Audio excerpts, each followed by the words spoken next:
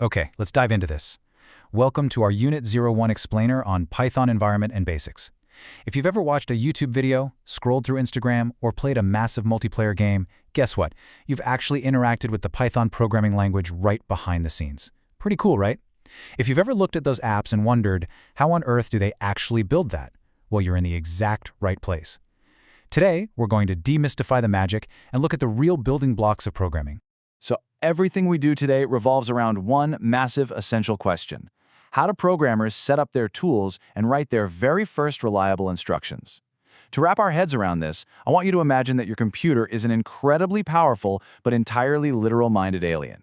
It has absolutely zero common sense, literally none. It can't guess what you mean. To get this alien to do all the amazing things it's capable of, we've got to create the perfect setup and act as a totally flawless translator. Here's our roadmap for this explainer. We're going to cover talking to the computer, setting up your workshop, writing your first program, leaving notes with comments, and the Python development cycle. Let's jump right in. Section 1. Talking to your computer. All right, so before we can even write a program, we've got to understand the massive language barrier between human brains and machine brains. I mean, why can't we just type, "Hey computer, make a game," and have it, just work? Well, it comes down to this one word right here: syntax. Just like English has grammar rules, programming languages have syntax. It's the exact set of rules, grammar, and spelling required for a computer to translate and understand our instructions. Think of programming like baking. Syntax is the strict recipe you absolutely must follow. If you skip a step or add salt instead of sugar, well, your cake completely collapses. A really common misconception is that computers are smart enough to just kind of guess what we mean. Nope. The language barrier is incredibly strict. A human friend totally understands the casual phrase, "print my name," immediately. But the computer? It needs perfect Python syntax to do that exact same thing.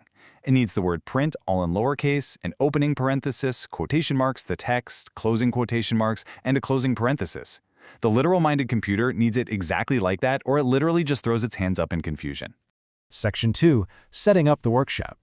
Now, knowing the syntax is great, but you need a place to actually type it out. You can't just write code in a standard word processor and expect the computer to run it. No way. That's where an IDE comes in. An IDE, or Integrated Development Environment, is basically your digital workshop. Think of a carpenter. They don't just build a chair out in the middle of an empty field, right? They have a workshop with saws, hammers, and measuring tapes all right there in one place.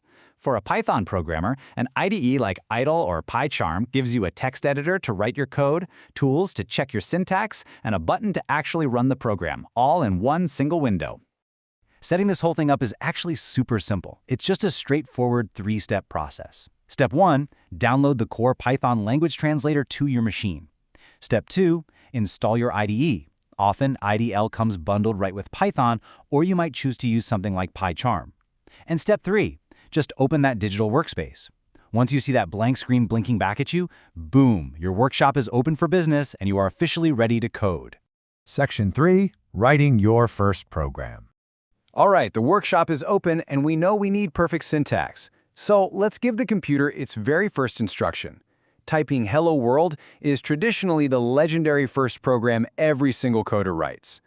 By using the print command, we're telling our literal-minded alien to display whatever is exactly inside those quotation marks right onto the screen. I gotta tell you, it is incredibly satisfying to type this in, hit run, and watch the computer speak those exact words back to you for the very first time. But here's the catch. If your code is perfectly formatted with all the right punctuation, it runs completely fine. But if you're missing even a single character, like, say, a closing parentheses at the very end, the instruction completely breaks. The computer will immediately stop and slap you with a syntax error. It won't try to guess that you meant to close the parentheses. It demands total perfection. Training your eye to spot these tiny missing pieces is a huge part of learning to code. Section 4. Leaving notes with comments. Okay, so as your programs start getting longer than just one line, keeping track of what all your instructions actually do can get really confusing really fast. We need a way to leave little breadcrumbs for ourselves without confusing the computer. We do this using comments. A comment is simply a note left right there inside your code that is specifically meant for human eyes. When the computer's translator is reading your file and running your instructions, it's programmed to completely ignore anything marked as a comment. It's essentially like leaving a diary entry for your future self or for another programmer who might look at your work down the line. In Python, we create these notes by simply adding a hashtag symbol. The exact moment you type a hashtag, the rest of that line becomes completely invisible to the computer's translator. It's like magic. It turns big, confusing blocks of syntax into clear, human-readable instructions, like just leaving a quick note that a specific line of code prints a greeting. Honestly, using comments to explain your thought process is absolutely one of the best habits you can build right from day one. Section 5. The Python Development Cycle. So now that we have all our individual tools ready to go, the IDE, the syntax, the commands, and our comments, how do programmers actually use them day to day? Well, they follow a continuous loop known as the development cycle. Step 1, write the code in your IDE. Step 2, run the program. Now, usually it's not going to work perfectly the first time, and that leads us right into Step 3, debug errors. This is where you go in and fix those missing parentheses or spelling mistakes. And finally, Step 4, repeat. I really want to emphasize this right now. Hitting an error is not a failure. Actually, scratch that, it is quite literally a scheduled part of the programming cycle. Every single professional programmer on Earth spends a huge amount of their day debugging. It's just part of the process. Let's take a quick look back at what we've conquered in this explainer. You now know how to set up a Python environment using a digital workshop called an IDE. You know how to write simple programs using perfect syntax, like the print command. You understand how to use hashtag comments to leave notes for humans. And you can explain the continuous write, run, and debug development cycle. Seriously, that is a massive foundation you've just built in a very short amount of time.